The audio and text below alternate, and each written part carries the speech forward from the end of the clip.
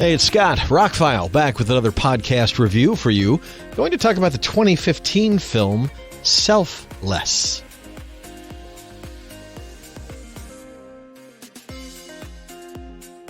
This had been on my radar for a while, and I never saw it because, well, like most people, I look at Rotten Tomatoes, and it was like 18% or something, and I was like, well, it's got to be terrible.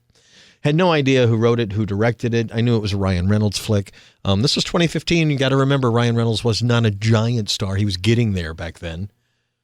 But him and Ben Kingsley were in this semi-sci-fi flick directed by Tarsem Singh. And I like Tarsem. He's made some great movies. His movies tend to be visually stunning, almost adult fairy tales kind of thing. And this was not. This is very grounded, very down to earth. I will say that once I started the flick, not expecting much, I'm 30 minutes into it, 35 minutes into it. I think they've kind of done everything they're going to do, and there's still an hour and a half to go. And it kept my interest, and I watched the whole thing. So the short version is, don't go by the Rotten Tomatoes. Go by like Google users. 76% really like the movie. And it really is not bad. There's nothing wrong with the film. It's well made, and it's a great performance from Ryan Reynolds, so check it out. Now we'll get into the review. So in the trailer, the whole idea of the movie is if you're rich enough in a little bit in the future, you can have your personality, your brain, your soul put into another body. They tell them that the bodies are grown in laboratories and you pay $250 million and then they fake your death. Well, not fake your death. They kind of semi-kill you, put you in this body and then remove the body and you die. And then you start a new life. That's fertile ground for a lot of science fiction and fantasy films, TV shows and others. There's been several that have kind of flirted with this idea. Upload was one on Amazon, where they were uploading the personalities to save people. This touches on some deeper stuff. And knowing that Tarsem directed the movie, I was expecting some wild visuals, but you know what? This is probably his most down-to-earth, most normal film. Granted, every shot is composed perfectly. Just Ryan Reynolds getting out of a truck with a water tower in the back takes on significance the way that the shots are framed. So I got a lot more out of the movie than I expected from just that aspect, because this is not anything that delves into the fantasy world and subconscious. It gets into memories and things like that, and there's some very interesting techniques they use to show you some memories and tell you the difference between the two realities and that kind of thing. But this was really grounded for him. It had a budget of $26 million. It made $30.5. It was delayed a couple of times on its release. It was supposed to come out in 2014. Eventually came out in 2015 and just didn't do very well. Ryan Reynolds, Natalie Martinez, Matthew Good, Victor Garber, Derek Luke, and Ben Kingsley. This is a strong cast. Alex and David Pastor wrote it. It was directed by Tarsem Singh. I finished the movie and went, you know what? I'll give it 4 stars on Vudu. I got a free copy, but I didn't explain that. It's probably on streaming services by now. It's been out since 2015. If you buy Universal Blu-rays and 4Ks, they give you a digital copy, which earns you points on their Universal rewards. And on the flip side, they usually give you bonus points, especially if it's a newer movie. And they give you about 1,200 bonus points, and movie rewards cost about 1,000 points. So I have built up several thousand reward points, and every month they put up new movies that you can buy digital copies of. And so the new movies for October were up, and Selfless was one of them. It's a movie I've never seen, and I can get it for free, so why not? So I bought a digital copy of it and put it in my Vudu account and watched it a couple days later, and streaming was fine. 1080p, surround sound was fine, looked good. It's never gotten a 4K release.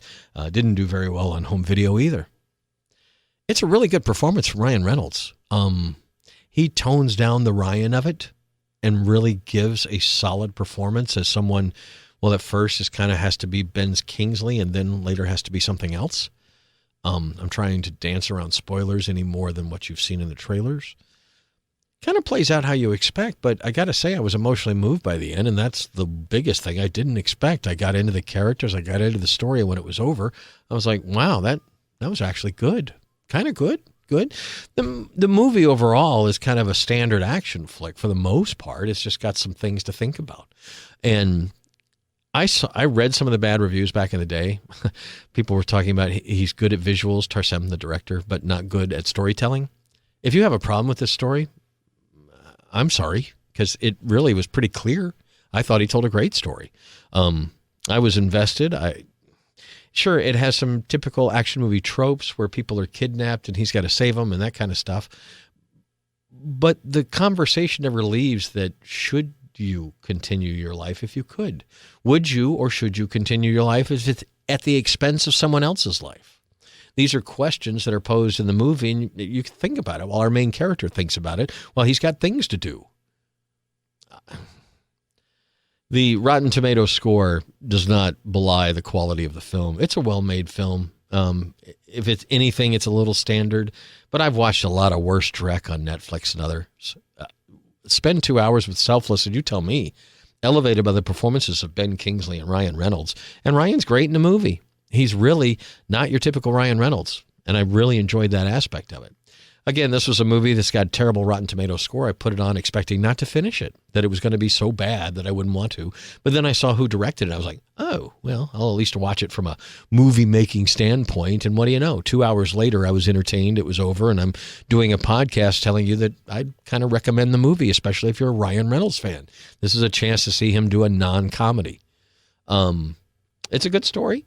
Like I said, some of the stuff you've seen before, it's done a little differently. There's nothing super spectacular about it. There's no flying cars or big special effects. It's just a grounded story about a little bit of technology could radically change our lives. And would it, should it, should we let it?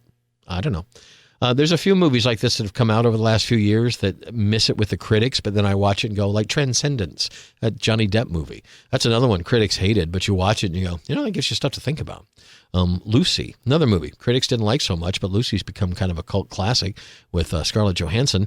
Again, a movie that gives you more to think about than you think. Dressed in an action movie, bow, but still, there's a decent movie under there.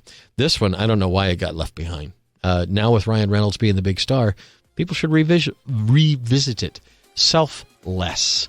It's available now on streaming services, on Blu-ray, and on Vudu, which is what I streamed it on, which was pretty flawless. Check it out if you're interested in the story. It's not bad, and like I said, I would say it's better than most of the crap that's forgettable on Netflix. There you go. Selfless with Ryan Reynolds and Ben Kingsley. Check it out now. I'm Scott Hamilton. I'm ROCKFILE. Thanks for listening, and have a spectacular day.